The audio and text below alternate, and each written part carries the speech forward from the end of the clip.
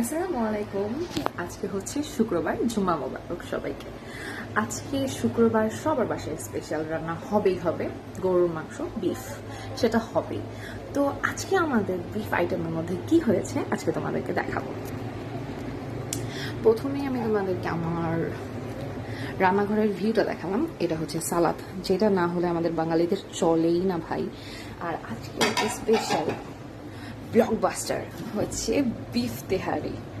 ভাই রে ভাই, বিফগুলো দেখা যাচ্ছে না কেন, অনেক বেশি টেম্পটিং, অনেক বেশি ডিলিশিয়াস। আমি বলতে পারবো না তোমাদেরকে কত মজা হয়েছে। আমি রান্না করতে করতে, সরি, রান্না আমি করিনি, রান্না হচ্ছে আমার ননদিনী করছে।